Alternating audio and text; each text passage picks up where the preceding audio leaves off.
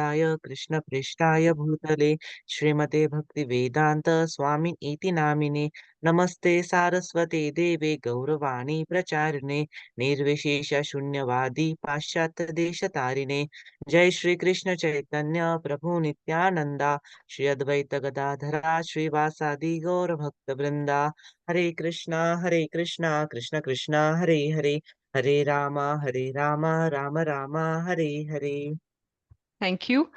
So Hare before Krishna we माता। proceed to the class, all of us will chant the Hare Krishna Maha Mantra 21 times together today. Okay, but all of you will continue to be on mute. I will be off mute and I'll be chanting loudly. Rest of you will be on mute and chant loudly on while being on mute. Okay, clear? So don't put yourself off mute. Continue chanting while being on mute. Hare Krishna, Krishna Krishna, Hare Hare, Hare Rama, Rama Rama, Hare Hare.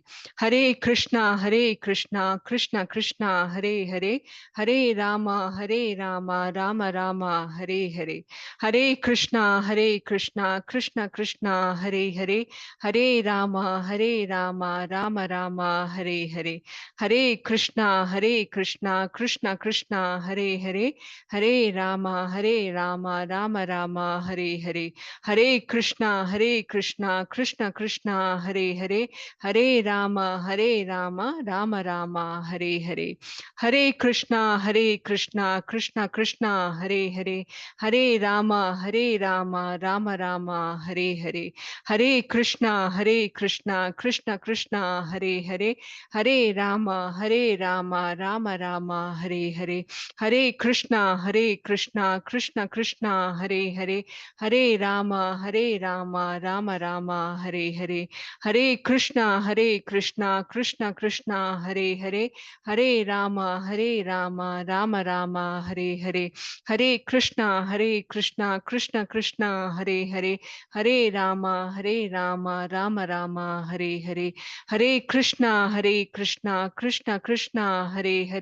Hare Rama, Rama Rama, Hare Hare. Hare Krishna, Krishna, Hare Hare. Hare Rama, Rama Rama, Hare Hare. Hare Krishna, Krishna, Hare Hare. Hare Rama, Rama Rama, Hare Hare. Hare Krishna, Krishna, Hare Hare. Hare Rama, Rama Rama, Hare Hare. Hare Krishna, Krishna, Hare Hare. Hare Rama, Rama Rama, Hare Hare. Hare Krishna, Krishna, Hare Hare. Hare Rama, Rama Rama, Hare Hare. Hare Krishna, Krishna, Hare Hare.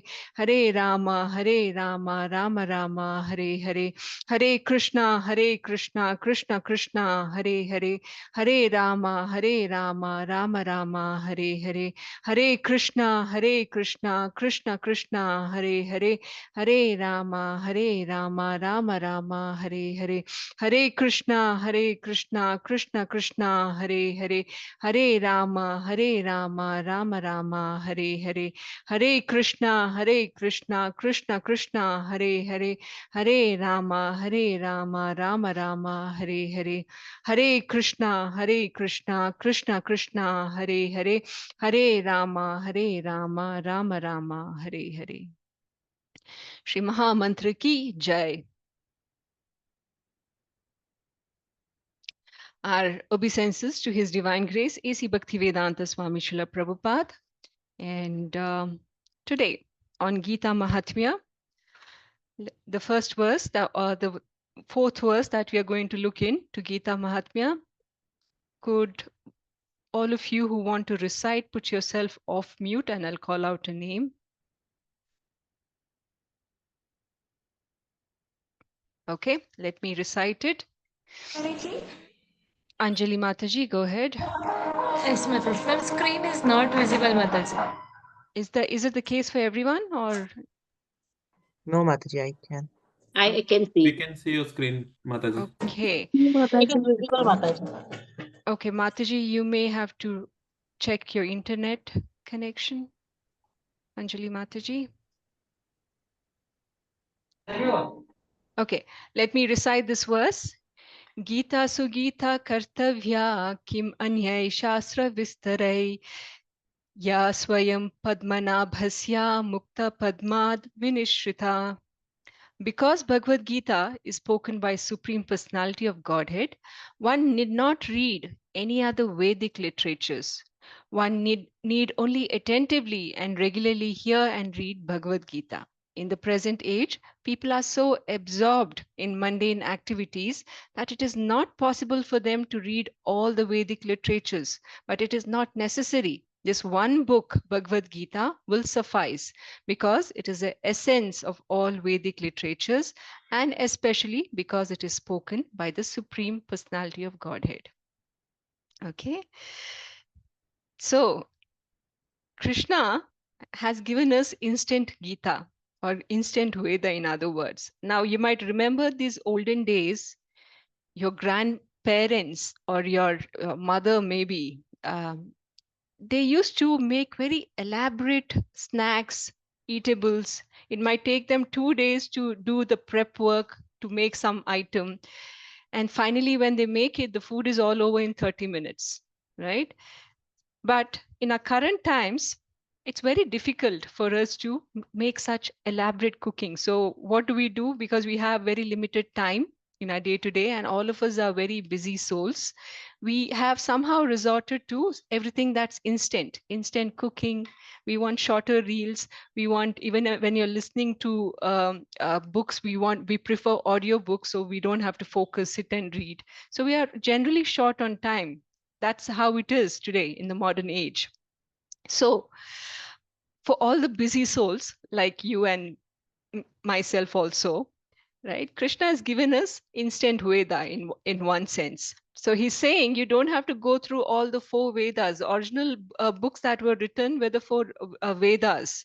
From those four Vedas came 108 Upanishads, 2 Itihasas, 18 Puranas, 6 Vedangas, right? 6 Darshanas, and so many and so forth, right? So Krishna is saying you don't have to bother reading all that different Shastras, Vedas, stutis and smritis. You don't have to do all that. Krishna is saying just read this Bhagavad Gita. Just read the Bhagavad Gita. It will give you the summary of all these other scriptures.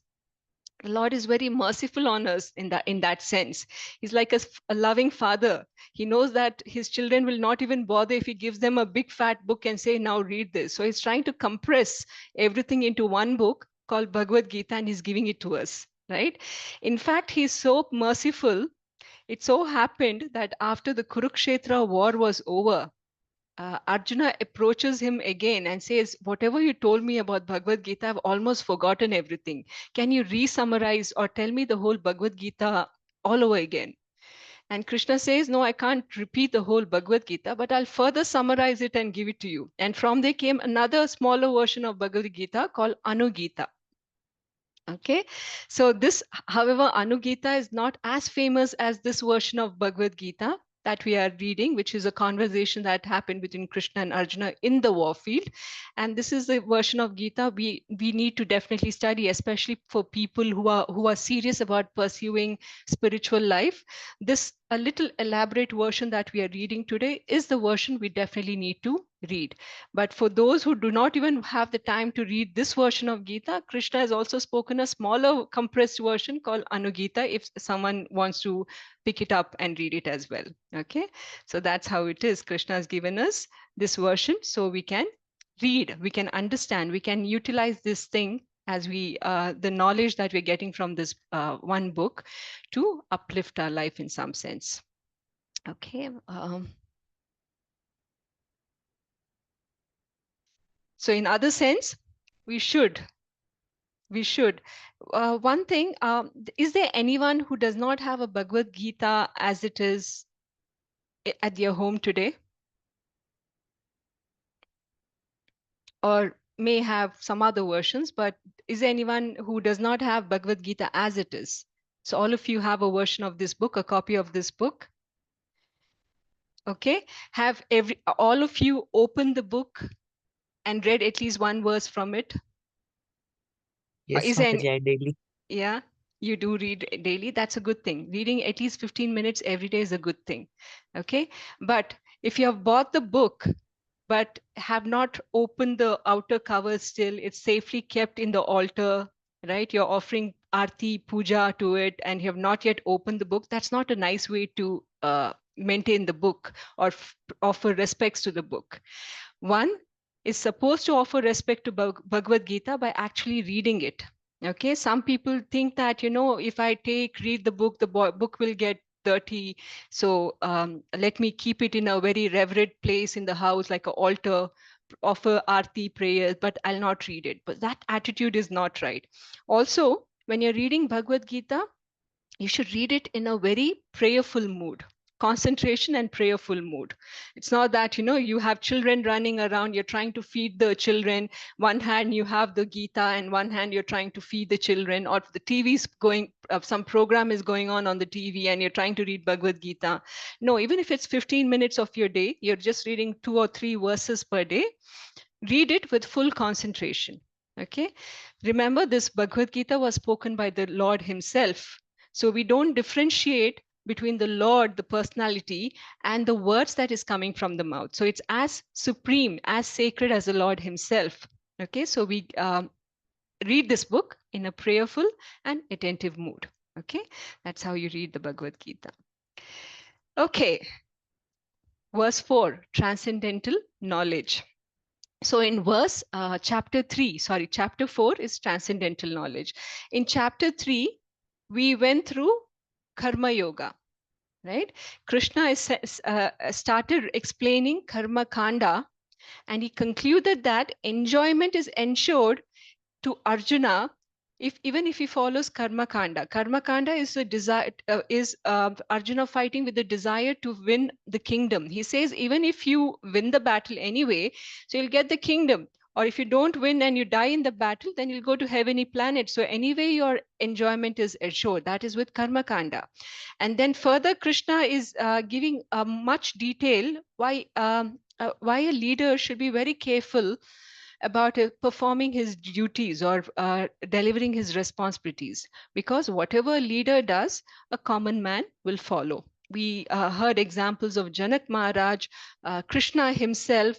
Though Krishna is not required to perform these material duties, he still does, because he knows that if he does not do, others will follow him. Similarly, he's telling Arjuna that you must perform your duties. Otherwise, people will say, Arjuna did not perform his duties. Why should I bother doing my duties? So Arjuna should perform his duties. So he's setting right example to people, right?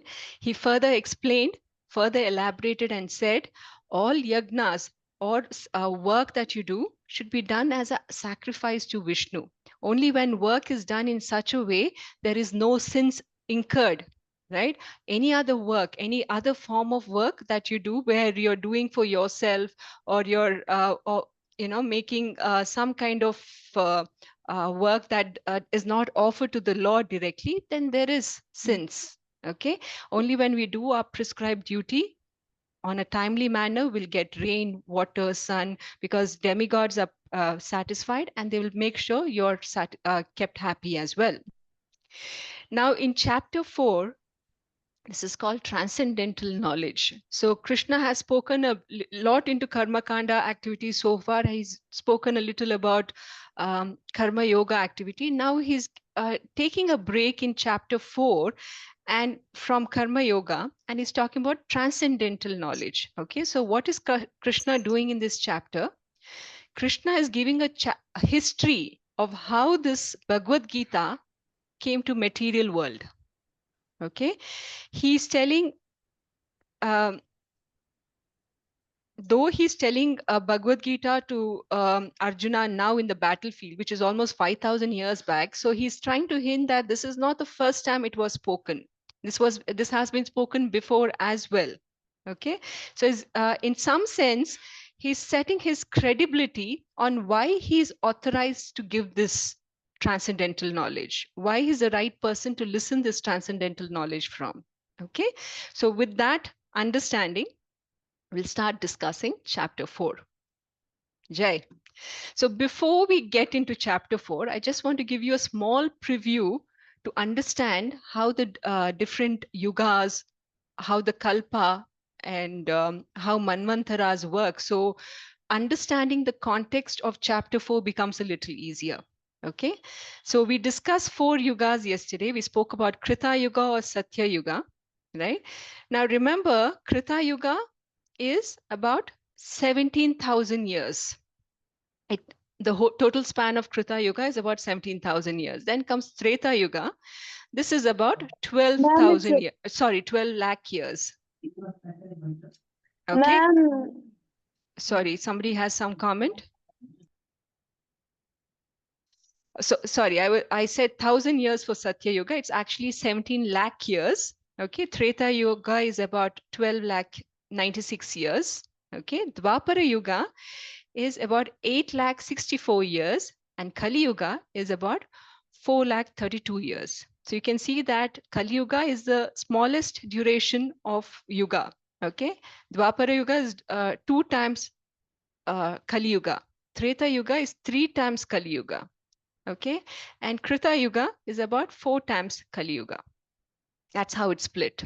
Okay, so these 4 yugas put together, if you add up the total number of years, it will become 43 lakh years. Okay, so these 4 yugas together, which is Satya, Treta, Dwapara, Kali Yuga, is called one Divya Yuga. Okay, don't get too hassled by this. If you want to take a screenshot so you can understand these details later, you can do that as well. Okay, so one Divya Yuga is all of this put together is one Divya Yuga, which is 43 lakh years. Now, what is a kalpa? These Divya Yugas, when they happen 1,000 times, is one kalpa. Okay, so if Divya Yuga is 43 lakh 20,000 years, then one kalpa is 4,032,000,000 years, which is also 432 crore years. One kalpa is that. Now, what is one kalpa? So Brahma's 12 hours is one kalpa. Okay, one daytime of Brahma is one kalpa. So Brahma's day and night put together, which is 24 hours, is 2 kalpas. Okay, and within one kalpa, 14 manus appear. Okay, and each manu will rule up to 21 Divya Yugas. So this set of 4 yugas into 14 times is one Manu Avatara. Too much to consume? Okay? Okay so far? Okay, now let's understand a little about Manus as well. Okay? So like we discussed, in one kalpa, 14 Manus appear. So in the current kalpa, 6 Manus have already ruled and we are being ruled by the 7th Manu, who's called Vaivasvata Manu. Okay, and like you said, each Manu rules up to 71 Divya Yuga, and we are currently at the 28th Divya Yuga. Divya Yuga is combination of all these 4 yugas. So we are at the 28th Divya Yuga, and in each day of Brahma, Krishna and Lord Chaitanya will appear in their Swayam Rupa at least once. Okay, so this is the 7th Manu, Vaivasvata Manu, and in future there are 7 more Manus that will come before the end of this Kalpa. That's how you understand. And from the word Manu, you should understand that the position of Manu is a post. Okay, just like Indra, the god of heaven, it is also post. Brahma is also post. Different people come and take these positions and in different periods of time. Similarly, Manu is also a post, and different people take this position and rule for the dedicated amount of time. Okay, so with that information, Hare Krishna, Hare Mataji. Krishna. Can you go back to that previous page? Yes, I can. So there are 14 Manus in one Kalpa. Kalpa. And ours is the 7th Manu. Yes. And so in 7th, and one Manu rules for 71 Divya Yuga. Divya Yuga, yes. So our Manu, he has ruled 27, and ours is the 28th Divya Yes. Yuga of the 7th Manu. Yes, Okay. yes. Okay. You got it perfectly. Okay. Okay, with that understanding, I know it can be little mind-boggling to understand at the first go, but keep reading Bhagavad Gita, keep attending these classes, you'll get a better understanding eventually for sure. Okay, with that, we go to the first verse of chapter 4. Does someone want to read this? Put yourself off mute and I'll call your name. Okay, let me read this. Shall I read, Mataji? Jayalakshmi Mataji, go ahead. Shri Bhagawanuvacha imam vivasvate yogam प्रोक्तवानहमव्ययम् विवस्वान् मनवे प्राह manurikshva kave bravit. Translation. The personality of Godhead, Lord Sri Krishna said, I instructed this imperishable science of yoga to the sun god Vivaswan, and Vivaswan instructed it to Manu, the father of mankind, and Manu in turn instructed it to Ikshvaku. Ikshvaku. Thank you, Mataji. So like this is how Krishna is saying Bhagavad Gita came to material world. First, we need to understand that it was that being a Manu, like I said, is a position. Similarly, being a sun god is also a position. So we have different people taking up this position. So the sun god that this knowledge was given to, his name was Vivaswan. Okay, and Vivaswan is our current sun god. Since Krishna is mentioning Vivaswan, we can understand that Krishna is talking about the current kalpa. Okay, he's talking about the current kalpa, and which comes under the rule of Vivaswata Manu. We understood that from the previous slide. So Krishna is saying that in the current kalpa, he has instructed this Bhagavad Gita to Vivaswan, the sun god, and Vivaswan has preached it to his son, who is the Manu. Okay, and that Manu will definitely be Vivaswata. Now, Manu has further instructed it to Ikshvaku. Ikshvaku is a king who comes in the Surya Vamsha. And remember, Lord Ram also belonged to Ikshvaku dynasty. Okay, so Manu has instructed it to Ikshvaku, King Ikshvaku, who is part of the material world. Okay, so the first king to receive this knowledge in the material world was Ikshvaku. That's how you understand it. So why was it first told to sun god? Because remember, sun is a worshipable deity of many Kshatriyas. Even Lord Ram used to pray to the Surya Devata. That was his, and he comes from Surya Vamsha also. So sun was very, very worshipable for many great Kshatriyas.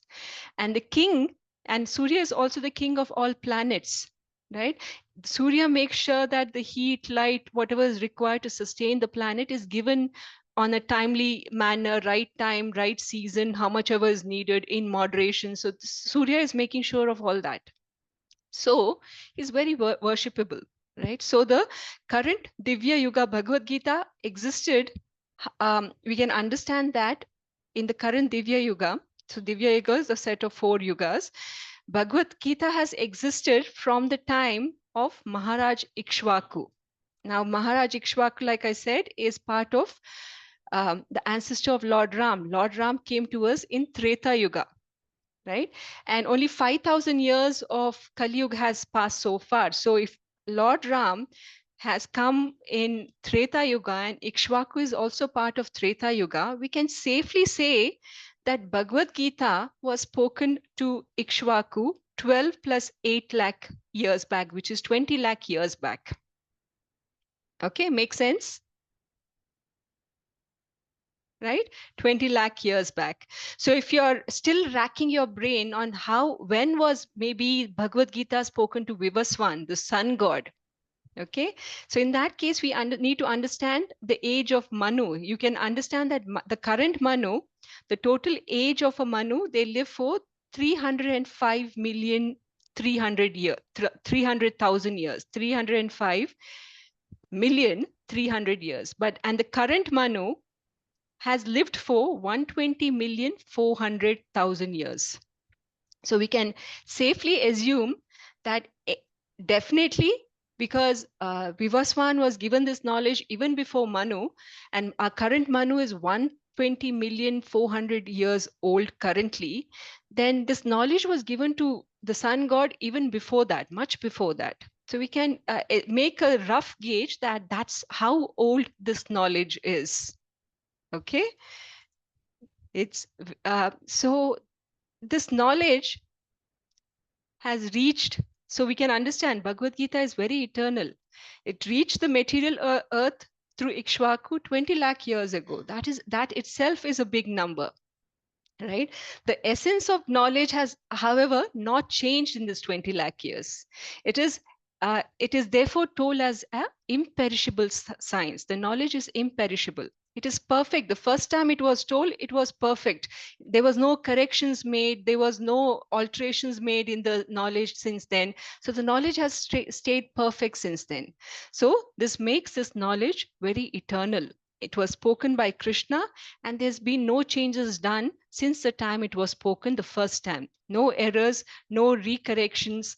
So it remains true even today as it was told before. Okay, Praveen Prabhu, you had a question? Hare Krishna Mataji, thank Hare you Krishna. so much.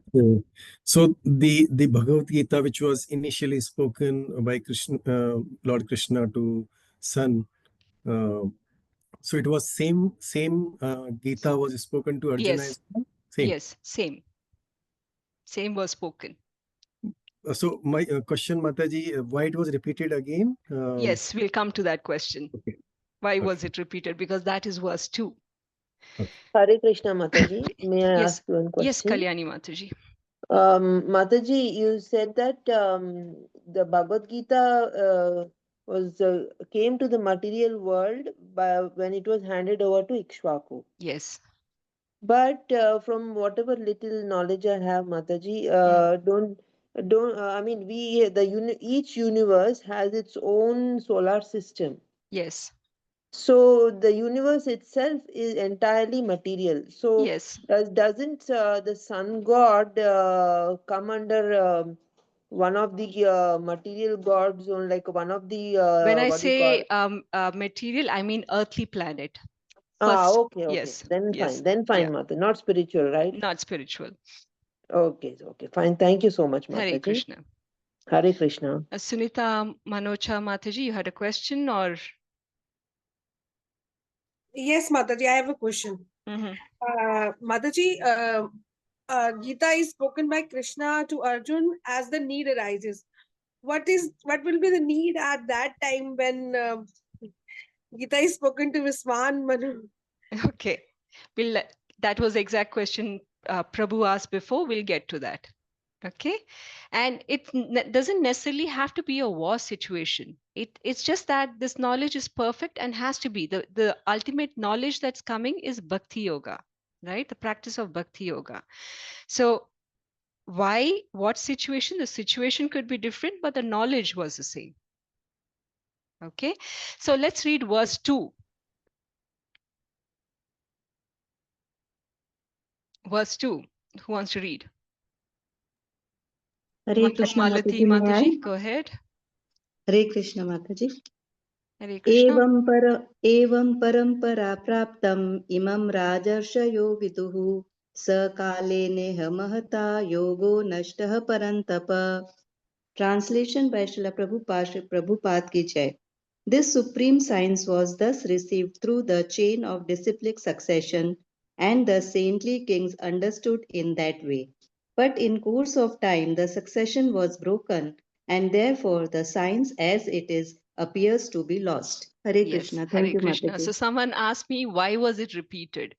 The reason was the disciplic succession, the Guru Parampara, at some point was broken. The knowledge was lost. And hence Krishna had to come back again to repeat that knowledge so the succession is not broken. Now, how do you understand this disciplic succession? Because this is a very important verse. It gives us a first glimpse into how to understand disciplic succession. Now, what is disciplic succession? Even before you understand that, I'll give you a small example. Let's say you want to pursue higher education, or you want to find a good school for your child. What do? You do some research. You find some list of schools. You try to understand if the school has a good reputation, what kind of board it's affiliated with, right? And if the teaching is something that's going to be of value even after you leave the school, right? The certificate that you receive from the school should be accepted by everything outside. All institution, university should be able to accept it. Imagine you completed a degree and then someone tells you didn't study from an authorized school, so this degree is not valid. How would you feel? Right? Similarly, when you study spiritual science, I know that in India especially, everybody seems to have an opinion on spirituality, on God. But just because one has an opinion and can express it very strongly, it does not make them right. Right? People might listen, but it doesn't make them right. So if you want to study, say, a subject like mathematics, you have to study from a reputed, well-established mathematician. Or if you want to do research on a certain field, then you have to work or study from people who are working in that field. You can't just randomly go and ask people, give me your opinion on this topic. Or if somebody is a doctor, you can't randomly go to somebody who's not studied medicine and ask them, what is your opinion on this issue that I have with my health? You can't do that. You will go only to a doctor to take their opinion. So even with spiritual knowledge, we need to study it from authorized sources. So the Lord here says that knowledge was initially given to some Raja Rishis, saintly kings, who were great kings who used to practice spiritual life as well. While they were ruling, performing their duties, they also used to practice spiritual life. So these great kings were given this knowledge first so that they can in turn educate their citizens. They had a bigger clout of control. So if somebody like a Raja Rishi, who is anyway knowledgeable in the spiritual science, is given this knowledge, they will ensure that everyone who's following them, their family, their citizens, the ministers, the armies, everyone is spiritually trained. Not just that, even while such a person is ruling the king, these kings will ensure that they are following the religious principles while they are ruling their subjects. So this knowledge was first given to Raja Rishis. And from Raja Rishis, it went downward. The first person in our Guru Parampara who received this, there are 4 authorized disciplic succession, or Guru Parampara as we call it. The first one that we need to know about is the Brahma Madhva Gaudiya Sampradaya. Okay, here Krishna spoke to Lord Brahma directly. Okay, and from there it comes down. You can see the picture here. From Krishna comes Brahma, and from Brahma the knowledge went to Narada, and from Narada it went to Vyasadeva, and then it went to Madhvacharya. And there are many gurus like that, and of them recently we have Bhakti Vinod Thakur, we have Kishore Das Babaji Maharaj, we have Bhakti Siddhanta, and then we have our very own Srila Prabhupada. This is how this disciplic succession was set up, and ISKCON is part of the Brahma Madhva Gaudiya Sampradaya. Okay, so out of the 4, the first one, Vaishnava Sampradaya, the first is Brahma Madhva Gaudiya Sampradaya, and one of the very renowned acharyas of this Sampradaya is Madhvacharya. Okay, the second Sampradaya is, does anyone know? Shri Sampadaya. Shri Sampradaya. And this is where Krishna speaks directly to Lakshmi, Mother Lakshmi. And Ramanujacharya is one of the very well-renowned acharyas in this sampradaya, right? The third sampradaya is, anyone knows what it is? Rudra. Rudra Sampradaya or the Shiva Sampradaya. Okay, and Vishnu Swami is one of the renowned acharyas in this sampradaya. Now, this Rudra Sampradaya or Shiva Sampradaya, we should not confuse them to the Shaivite Sampradaya as set up by Sri Adi Shankaracharya. It's not the same. What Adi Shankara has preached is not Vaishnava Sampradaya. Srila Prabhupada called this Sampradaya as Mayavada because he didn't quite accept the Advaita philosophy that was given by Adi Shankaracharya. So we don't follow the, in Vaishnavism, we don't follow the philosophy propagated by Adi Shankaracharya, but Rudra Sampradaya is what Lord Krishna spoke to Shiva directly. And from there, one of the prominent gurus in that sampradaya is Vishnu Swami. That's the third sampradaya. And the fourth sampradaya, anyone knows what it is? 4 Kumars. Kumara Sampradaya. Okay, where Krishna spoke to the 4 Kumaras. And Nimbakacharya is one of the prominent gurus in this sampradaya. So, unless this knowledge of spiritual science is coming from any of these 4 sampradayas, okay, any other knowledge of Vaishnava spirituality must be rejected. Only if it's coming from one of these 4 sampradayas, then it's authorized knowledge. Okay, so Krishna is saying in this verse that this disciplic succession that he had given to Brahma at one point was lost. People were not following it properly, or there was misinterpretation, or something was going on, and he had to reappear and give this message again to Arjuna at this point, because the succession was broken and he had to repeat that message because of that, to maintain that disciplic succession. Now, this disciplic succession, remember, it's like a chain. Okay, it's important to understand that we are a bona fide disciplic succession. We are learning the knowledge that we are gaining, and it's coming from a Guru Parampara, and this is authorized. The Maha Mantra that we are chanting every day, we are chanting, and it has potency because it's coming from an authorized parampara. Any other mantra that you might be chanting which is not coming from an authorized sampradaya will not have any power like that. So this is also remember that the Bhagavad Gita as it is that we are reading, it's one of the best selling Bhagavad Gita of all times. So even though it's been there for lakhs of years, it's only that it was spread verbally, one guru to the other. It's only Veda Vyasa was the first one to document this. Before that, everything was said from guru to the disciple verbally, and Veda Vyasa was the first person to document it. So this knowledge has been there, and the version that you're seeing in Bhagavad Gita as it is untampered. Now, people may not like, if you go to online forums and see reviews about Bhagavad Gita as it is, you'll see many people not liking the message of Bhagavad Gita as it is, because we talk about how to reduce your attachment to material life, how to, so people might criticize this information because they're not very pleased with what they're expected to do if they decide to follow this knowledge. But the knowledge, we should understand that you're receiving in this version is unmodulated, unadulterated. It is as it should be, right? It's not documented to please the masses. It's documented because that is how Krishna presented.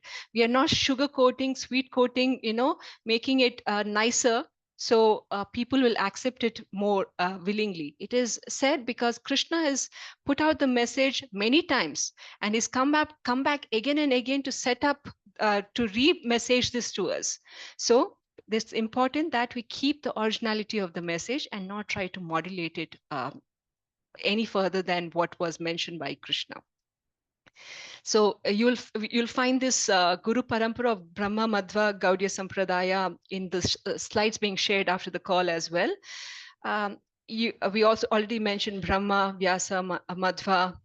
Okay, some of these names you may know, may not know. Madhavendra Puri, Ishwara Puri, and from Ishwara Puri, Lord Chaitanya he was a disciple of Ishwara Puri. We mentioned Lord Chaitanya yesterday. He was the one who started the Sankirtana movement. And from further, there are many Goswamis who who are the disciples of Lord Chaitanya, like Rupa Goswami. As you keep attending more of our sessions, you'll understand who these Goswamis are. So right now, it may not make much sense to you, but just go through this list, and you'll. This is something for your reference as well on how this information has come down all the way to us from Srila Prabhupada. Now let's go to verse 4.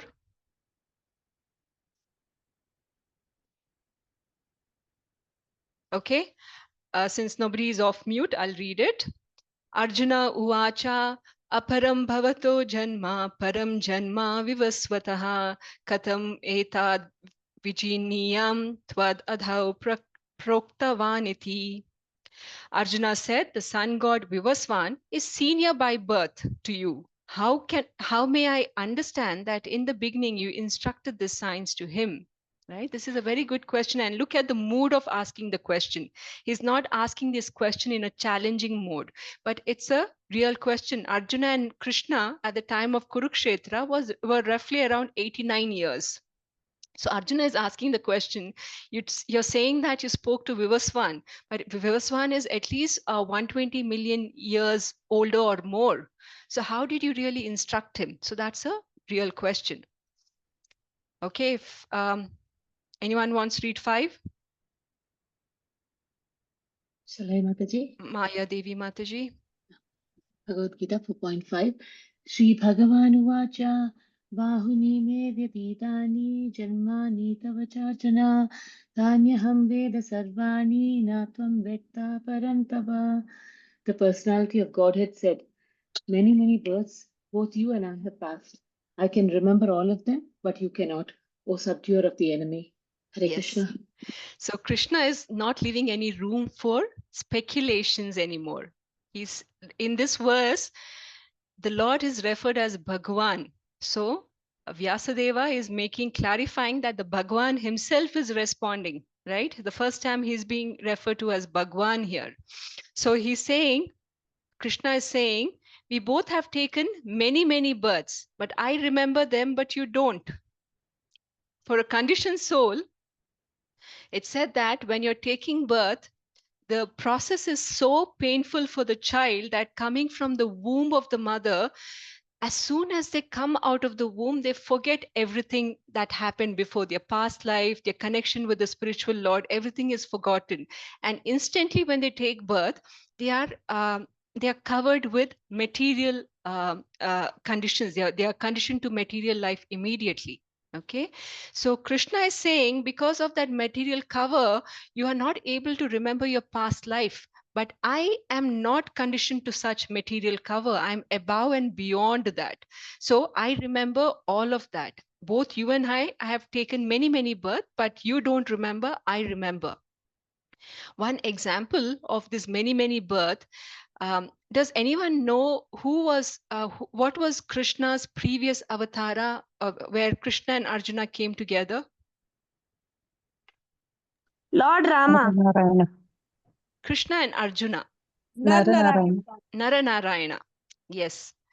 So there was this time they were born as twins. Arjuna and Krishna, they were born as Nara and Narayana. Nara is Arjuna, Narayana is Krishna. So there was this demon by the name Dambhodava. Dambhodava had got a boon from Lord Surya, that he initially prayed for, as usual, for mortality. But Lord Surya said, no, I can't give you that boon. So finally he thought about it and said, I want 1,000 kavachas to cover me. This demon asked for 1,000 sahasra kavacha. He's called sahasra kavacha because of that. Okay. And he manipulated this boon such that he said, anyone who wants to break this kavacha or the armor, they need to meditate for 1,000 years. After meditating for 1,000 years, they can come and break one kavacha. And as soon as they break that first kavacha, they'll die instantly. They'll die instantly. Okay, so like this, to break 1,000 kavachas, there must be 1,000 peoples who must have performed meditation for 1,000 years. So this was a very unpenetrable boon, right? But because of his, he was becoming uncontrolled. He was defeating everything, torturing all the pious people. And this is when the twins Nara and Narayana take birth as the children of Dharma. Okay, and they challenge this Sahasra Kavacha for a battle. And when it so happened, when Nara was fighting, Narayana would sit and meditate for 1,000 years. Okay, and finally, when Nara was able, after fighting for 1,000 years, after he broke one Kavacha, he would instantly die. Now, Narayana would stop his 1,000-year meditation. He will chant the Mrityunjaya mantra in the ears of Nara, revive him, bring him back to life. And now Narayana will start fighting with Sahasra Kavacha. So this way, one after the other. So when Nara is fighting, Narayana is meditating. When Narayana is fighting, Nara is meditating. So each, they do alternatively, 1,000-year meditation, come fight, break a kavacha. So like this, 999 kavachas were broken. Now, this Sahasra Kavacha became very afraid. He ran to Surya Deva and said, please protect me. Surya Deva said, I can't protect you. But somehow they managed to beg and escape from there. Now, this same Sahasra Kavacha was born as Karna in his next life. Do you know why Karna was born with a Kavacha? Because he had one Kavacha from his previous life. Okay. So this Karna is called Danavira Karna because he gave that kavacha as a donation to a Brahmin. This Brahmin was nobody other than Indra. Indra knew that if he had this kavacha for 1,000 years, nobody can defeat him, right? So he came and begged for that kavacha. And for that reason, Karna is called Dhanavira. But any charity that is done should be done such that we don't want anything in return for that charity. But however, in the case of Karna, it so happened that he also knew that there's no point in keeping this kavacha where nobody can defeat him for 1,000 years, because everybody in the Kaurava army will be defeated by Arjuna before that. So there's no point in holding on to that kavacha. So he very ployly said, okay, I'll give you this kavacha, but in return, you have to give me something, some weapon that will kill Arjuna. And hence he was given the Shakti Astra by Indra. So this Astra was invoked especially to kill Arjuna. But it so happened during the war of Kurukshetra, there was a Bhima's son called Ghatotkacha who was creating havoc in the battlefield. And it so happened that they could have lost the battle just that day if they let Ghatotkacha fight in that battle against the Kauravas. So Duryodhana instructed Karna that you have to shoot this Ghatotkacha with that Shakti Astra. Otherwise, there's no hope for us. Right. So even though he hesitated, he finally, instead of using that astra which he had kept reserved for Arjuna, he applied it on Ghatotkacha and killed Ghatotkacha. This is how he somehow was tricked into using this astra not on Arjuna but on something else. But this thing of doing charity in exchange for something, for people who say he's a Dhanavira Karna, we should understand his backstory. He's not really a Dhanavira Karna in that sense. He is a demon in his previous birth, and very naturally got to other people who had demoniac tendencies. He did not get attracted to Pandavas. He got attracted to Kauravas, right? So his tendencies are that of a demon. And even the charity he did, it's wrongly understood that he did it out of his own free will and without any expectation. So we should understand Karna is not that personality. Okay, so with that, just give me a second. So coming back on track to verse 5, The Lord is telling me just that you don't remember about this Nara and Narayana, or Karna does not remember his Sahasra Kavacha appearance, but I remember, right? So you don't remember your previous birth, but I remember. Sorry, Sunita Mataji, I'll take calls after the calls just to keep time. Can someone read verse 7? Mataji, can I try? Yes, Isha Mataji. यदा यदा हि धर्मस्य ग्लानिर्भवति Bharat अभ्युत्थानम् अधर्मस्य तदात्मानं Srajamiham. Whenever and wherever there is a decline in religious practice, descendant of Bharata, O descendant of Bharata, and a predominant rise of irreligion, at that time I descend myself. Thank you, Mataji. Yada yada hi dharmasya glanir bharata abhyuthanam adharmasya tadatmanam srajamiham. So Krishna in verse 6 and 7, he's saying that I'm unborn, I'm imperishable. And though he's the Lord of all living beings, he appears in every yuga by his own will and mercy. So in Kali Yuga, many are saying that they are God, but but it has been defined in the scriptures for the Lord. He says he appears, right? But many people, whoever is born in the material world, they are forced to appear. They don't appear by their free will. They are forced to appear. But the Lord is saying he manifests and unmanifests at his own will. And also the term appear instead of birth and disappear instead of death is used for the Lord. He appears and disappears. Okay.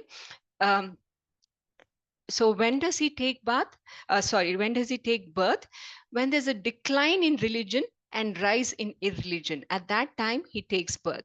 So you can see examples of Dvapara Yuga. He appeared as Krishna because the demoniac population had increased by them and the Mother Earth was struggling. So to keep the balance, he took birth appeared as Krishna, and along with him, many devatas took birth to help him in the battle. Right, and this is how he came and killed many demons like the Kauravas, even Kamsa, and many of his other relatives who were demoniac in nature. Same with Lord Ram. He appeared because there was an increase in irreligion at that point. Can someone read verse 8? Hare Krishna Mataji. Praveen Prabhuji. Bhagavad Gita 4.8. Yes. Paritranaya sadhunama vinashaya cha dushkritam dharma sansthapanarthaya sambhavami yuge yuge. Translation: to deliver the pious and to annihilate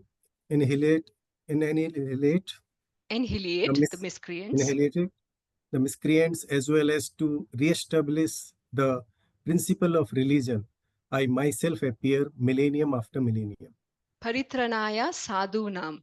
Okay, what is the purpose of his appearance? There are three purposes. First one is paritranaya sadhunam, to deliver the pious. Vinashaya cha dushkritam, to annihilate the miscreants. Dharma samsthapanarthaya sambhavami yuge yuge. And the third one is to re-establish religion. So Krishna says, I appear myself. He doesn't say I send my people to establish religion. He says I appear myself. One good example of this is Narsimhadev.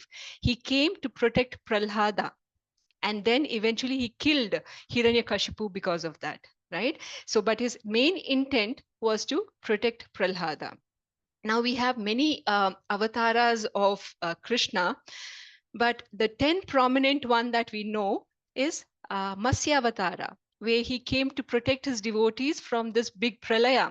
Then we have Kurma, where he became that, he kept the Sumandara hill on top of his back, and that was used for churning. Right. And then we have Varaha, where Varaha came to appear to protect Bhudevi from the inner depth of causal ocean.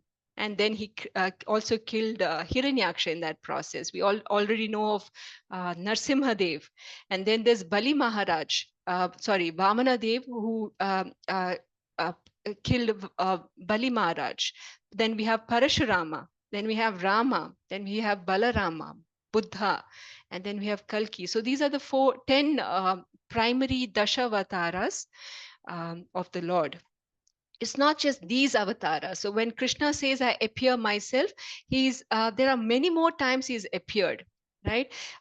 If you read Srimad Bhagavatam, we know that he appeared 22 times in different Leela avatars. He appeared three different Gunavataras, and then he has appeared as Manvantavataras and Avesha Leela avatara. So there are many, many avatars like this. So Krishna is appearing each time on himself. He's not sending somebody else. Yesterday, some other prominent avatars we can possibly think about. If you look at the pictures over here, we can see Dattatreya, we can see Narada, we can see Kapila Muni, we can see Prithu Maharaj, we have Mohini Avatara, Naranarayana, and we have who else is there? Dhanavantari. Krishna is also understood, of course. We mention all the Vyasadeva, right? Lord Chaitanya.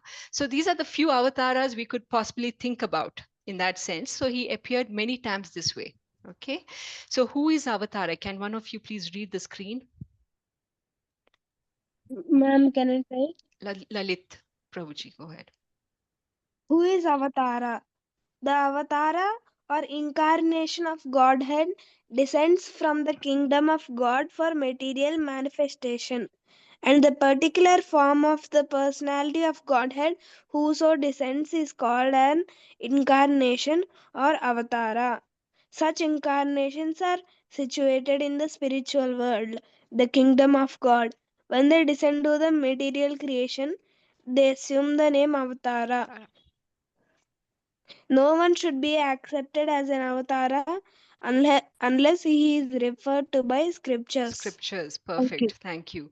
So avatara should be mentioned in the scriptures. If it's not, there are many people who today claim to be avatars of Kalki because he's expected to be appearing in Kali Yuga. But the scriptures also tell at what point in the Kali Yuga he will appear. Right, so nobody should be blindly accepted as an avatara unless it's mentioned in the scriptures. Someone please read verse 9. Ganesh ji, you want to try? Or Kalyani Mataji? Hare Krishna Mataji. Yes. Bhagavad Gita 4.9. Janma karma cha me divyam me vayo veti tattvataha tyaktva deham punarjanma naiti mameti sorjuna. Translation by His Divine Grace Srila Prabhupada ki jai. One who knows the transcendental nature of my appearance and activities does not, upon leaving the body, take his birth again in this material world, but attains my eternal abode, O Arjuna. Thank you, Mataji. Hare Thank Krishna. you. So someone asked me this question a couple of days back. How do I go back to Goloka? So Krishna is responding to this question little by little in every chapter. So we'll have to read through the message to understand what Krishna is saying. So first of all, we need to understand Krishna is spiritual. He's not material. He doesn't have a material body like us. And he's of a spiritual nature. So Krishna's appearance, his activities are also spiritual. So such a person upon living will who understands this transcendental nature of his appearance will not appear back in this material world. Okay, so Krishna is revealing the answer step by step to say how to go back to him, how to go back to Krishna. So getting liberated is not really an easy process. Many people in many different sampradayas have tried different things to get liberation, but liberation is not really that easy. People are struggling through many lifetimes to get liberated, but they keep coming back to material life. So Krishna is giving an easy solution here. He's saying you need to understand that he is not a material living being like you and me. right? He's spiritual, hence he's eternal, he's unborn. He therefore was never created. He was there even before the first creation happened. He was always there. And hence nobody created him. And when he appeared in this material world, he appears on his own will. This understanding we need to have. For why he appeared in the womb of Devaki, or after his birth when he moved to Yashoda, it was all happening by his own will. So his appearance and activities are both transcendental. So depending on what kind of faith you have in Krishna, he reciprocates accordingly. Now, if you're praying to demigods, for Krishna is the ultimate father. You have think of a child, right? If instead of asking your father for food, if you go to your neighborhood person, uncle or aunt, and ask, I'm very hungry, give me food, your father or mother will definitely feel little sad. I can feed my son, why is my son daughter going to somebody else and asking, right?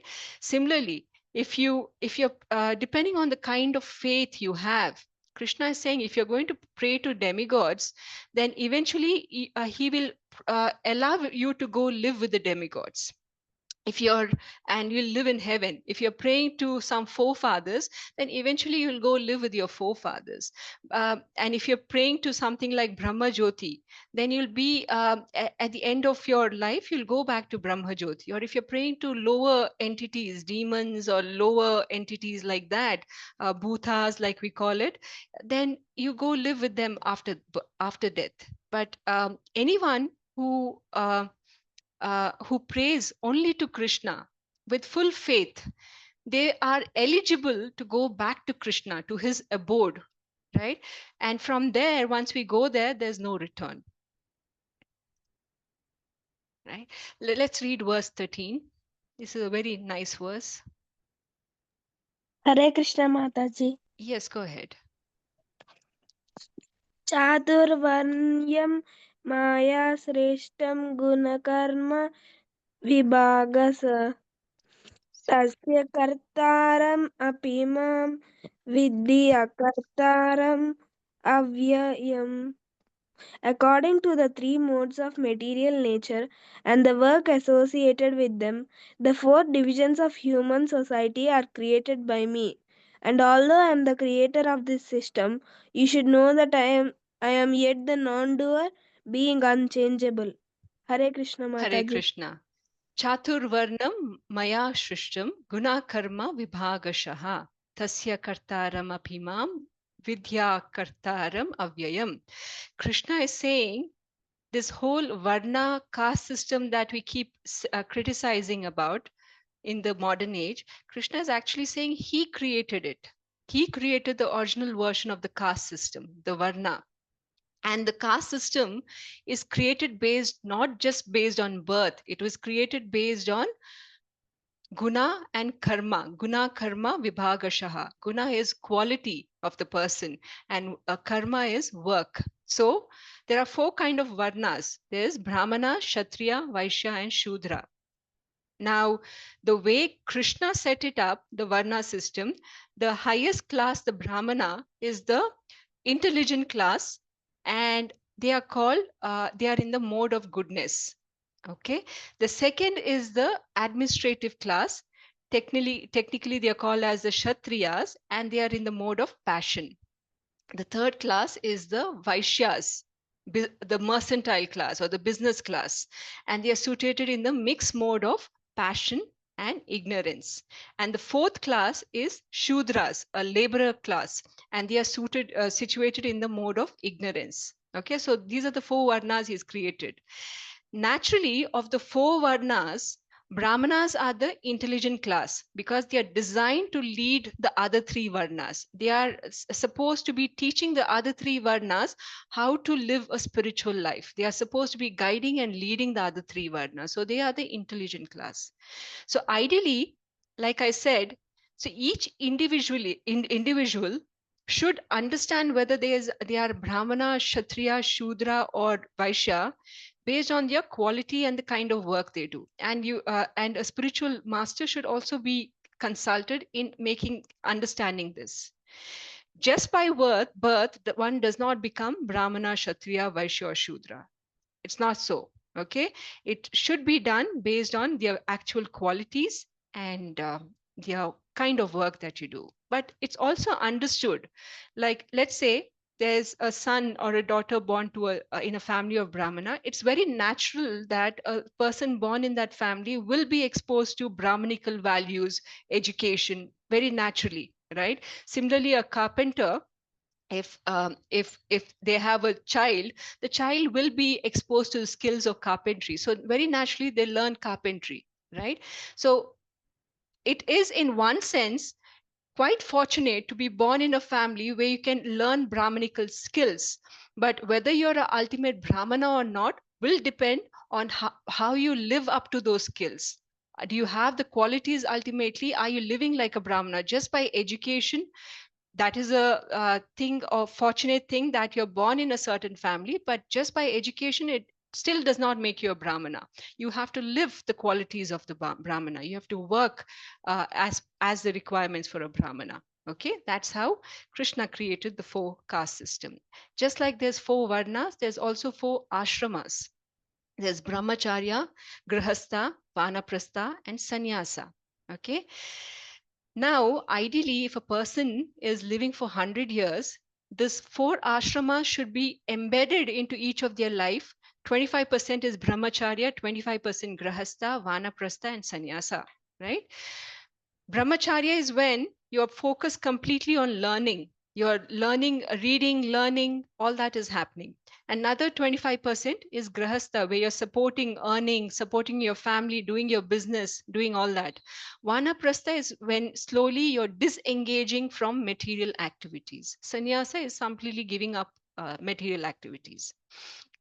Sannyasa is a point where you should be single-mindedly focusing on spiritual life, in other words. Now, this is a kind of template, but how do we really know how long we are going to live, right? Parikshit Maharaj knew that I'm going to die in next 7 days. So he focused the next 7 days completely in listening to Srimad Bhagavatam. But do we really know when we are going to die, right? Some might live for another 40 years, 50 years. Some might just die in another 10 years. So when is the right time to accept spiritual life, essentially? So spiritual life, it's said that should be accepted at the earliest, because otherwise we'll keep getting engaged in all the responsibility of grihastha, vanaprastha, sannyasa, and we'll always find a reason not to understand spiritual life, right? Think of the time before your final exam, some big interview, some big exam is coming up. Just before the exam, 1 month before the exam, we put our full focus into studying, correct? Nothing can distract us. Similarly, these 2 last stages of vanaprastha and sannyasa are our preparation for death. We should single-mindedly focus only on spiritual life in these processes. And brahmacharya and grihastha, these are preparatory for that full-time focus, right? At the point of death, it's not easy to remember Krishna. Only if you keep practicing through how you're living, how you're working, how you're just conducting yourself in the society, if that is all centered around Krishna, you can remember Krishna at point of death. So these 4 ashramas are designed such that Krishna is part of your life through all these 4 ashramas. Otherwise, it becomes difficult to remember Krishna at the point of death. Okay, let's read the verse 34.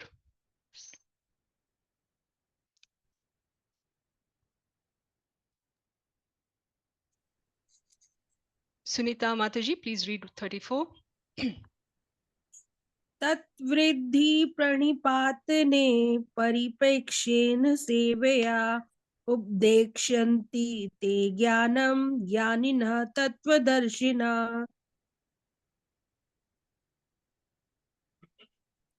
Just try to learn the truth by approaching a spiritual master, inquire from him submissively, and render service unto him. The self-realized souls can impart knowledge unto you because they have seen the truth. Thank you. Tadvidi pranipatena pariprashnena sevaya upadyakshanti te jnanam jnaninas tattva darshinaha. So who can help you learn this transcendental knowledge? It is a spiritual guru or a master. The only way to learn from a guru is described in this verse. You should inquire submissively, render service to their feet, and the spiritual master will reveal the absolute truth the way they have realized it themselves. But to identify the right guru is also important. It's not that you follow someone blindly because of their popularity, right? If you so selecting a guru, identifying a guru is the first step to asking questions. Once you find such a guru, how should you approach them is explained in this verse.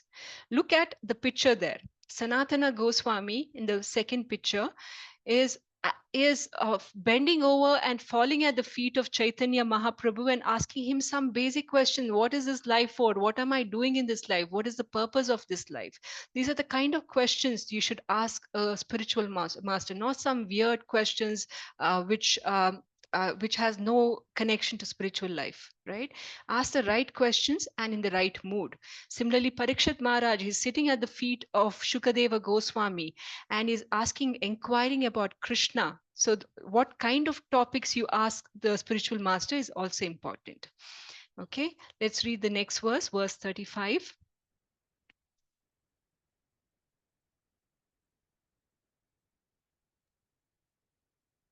Okay, I'll read it. Yagnatva na punarmoham evam yashyasi pandava yena bhutani asheshani adrakshyatmani atomai.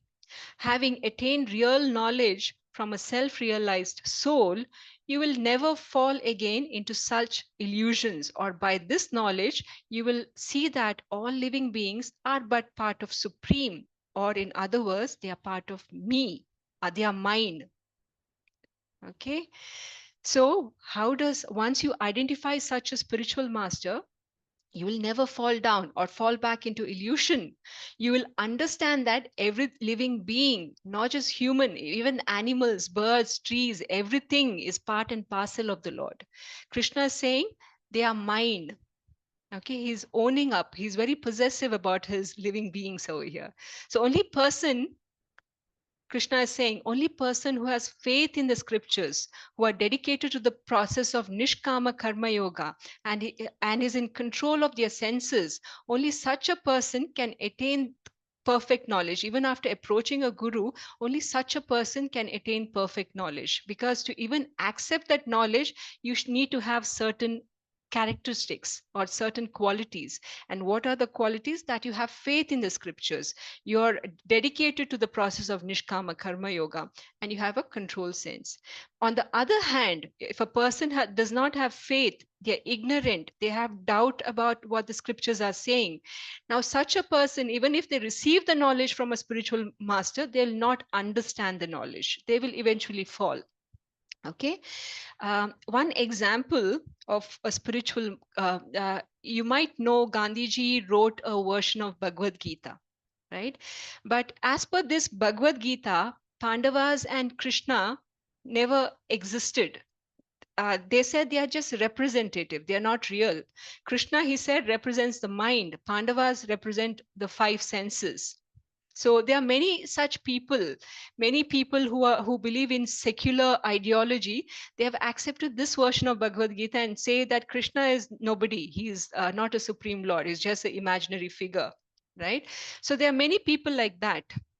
But this is what we get when we don't follow authorized sampradaya, when you don't approach the right kind of guru. So anything for spiritual education, you must approach the right guru, and you should approach them in the right mood, and you should have some basic qualities like understanding, faith in the scriptures, dedicated to Nishkama Karma Yoga, and you should have control of your senses. So before we end the chapter, there are, so far we have mainly discussed two types of karma. Karma, where we do pious activity, is called karma. Okay, by default, we are expected to do pious activities. So that type of activities is called karma.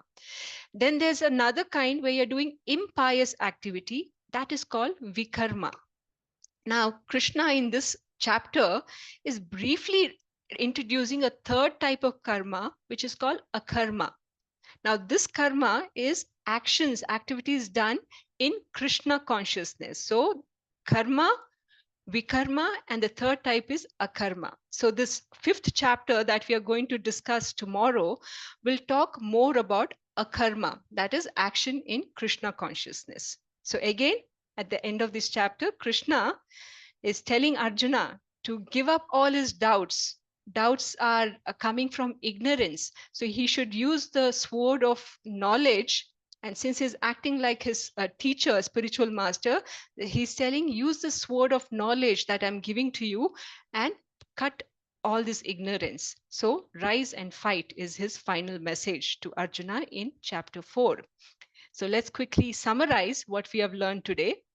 So we understood the timelines of Bhagavad Gita, when the knowledge was given to sun god Vivaswan, then from there Manu, and then to Ikshvaku.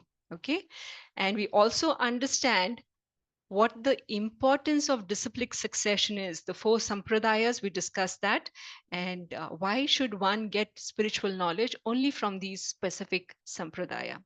Then we discussed about the importance of the significance of the appearance of the Lord Krishna versus any other regular other jivas. Okay. And then we discussed Varnashrama, the four Varnas, their qualities and their modes. Right. And then further we spoke about your mood when approaching the Guru. What is the process of asking questions? Further, we discuss knowledge from Guru. This knowledge removes all kind of illusions. Okay. Can one of you please read this, what you see on the screen? May I, Mataji? Yes, go ahead. In East Bengal, there was a Brahmana named Tapan Mishra.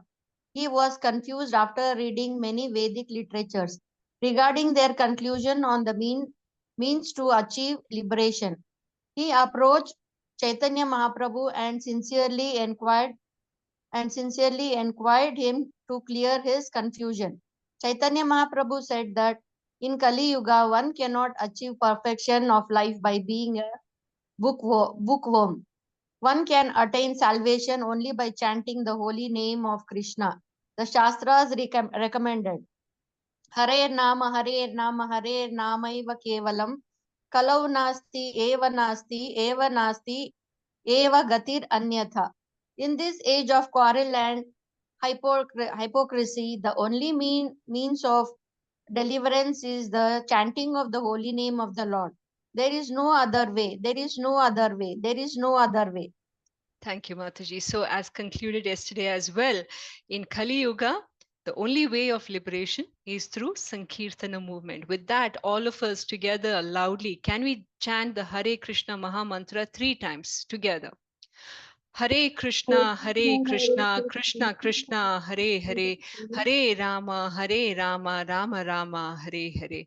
Hare Krishna, Krishna Krishna, Hare Hare, Hare Rama, Rama Rama, Hare Hare.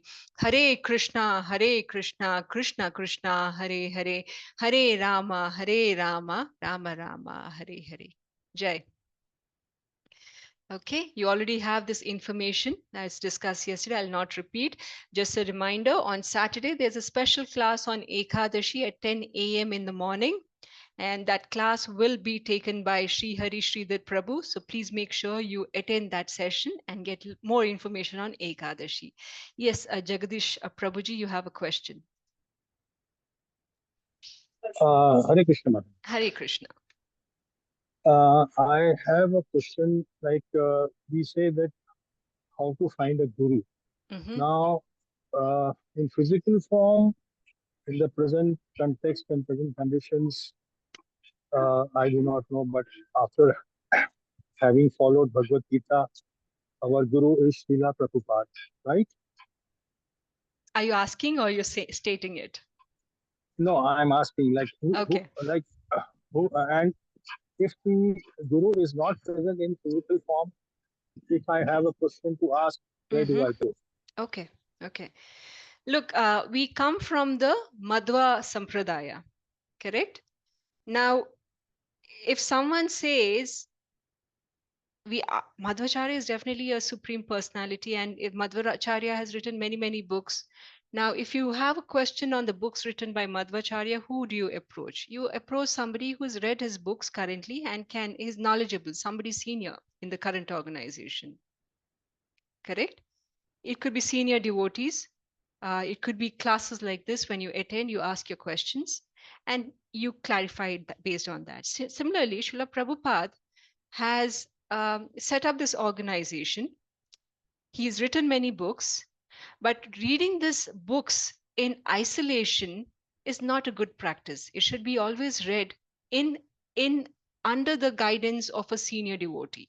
So is such that you should not assume the instructions to say this is what it means. It should come from you should clarify that understanding with someone senior. It could be any, there are a lot of gurus these days. Many, I don't know the exact count, but a lot of sannyasis have been initiated by Srila Prabhupada to take on the onus of spreading this knowledge further. And even a lot of senior devotees who have been in this organization for, say, 20, 30 years even, they are there giving classes, giving association. So we should make use of such association to clarify such doubts. Would that help? Yes, Mataji. Thank you so much. Hare Krishna. Praveen Prabhuji, you have a question? Hare Krishna, Mataji. Hare Krishna. First of all, thank you so much for your wonderful session. Mataji, all the glories go to my guru and Gauranga, all my Shiksha teachers, because they have given this knowledge to me and I'm able to speak that accordingly. So all glories to them. We are fortunate that we are getting that knowledge through you, Mataji. Thank you so Hare much. Krishna. So, Mataji, at the beginning of the session, you mentioned that so we have like Bhagavad Gita as it is book, physical book at our home. Yes. The only thing I started reading like one or two slok average on a daily basis, but I'm following the online Veda base. Veda base, correct? Yeah. But I'm not reading it through that physical book. Is it That's okay, okay? Mataji? That's okay. Okay, That thank you should so be much, fine. Mataji.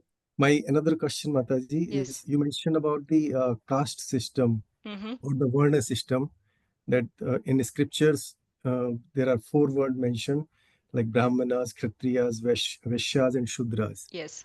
So, Mataji, when we talk about, let's say, India per se, or like Hindu religion as such, then we can correlate these caste thing easily with their, karmas basically.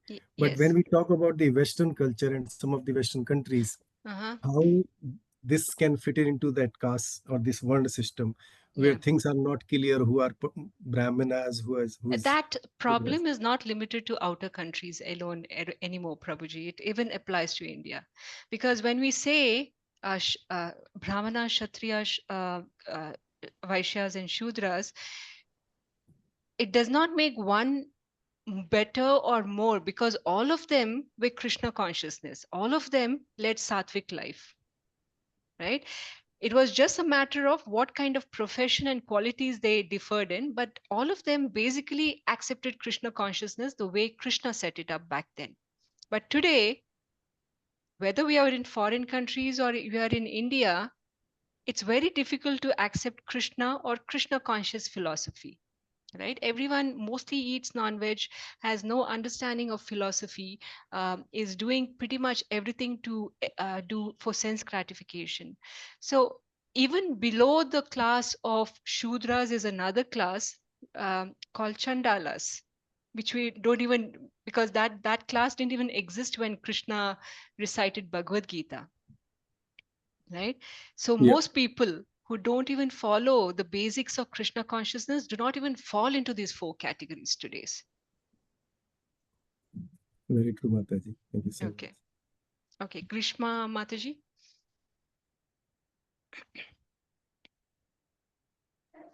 Yes, Mataji, Hare Krishna. Hare Krishna. I just had one question. Actually, this was a question which my son had asked me earlier, and I was not able to answer him. In the story of Naranarayana, he was asking me that this Sahasra Kavacha, his 999 Kavachas were destroyed. Yes. And then one Kavacha was left, and which he was reborn as Karna. Yes. Correct. Sorry, I'm not able to hear you, Mataji.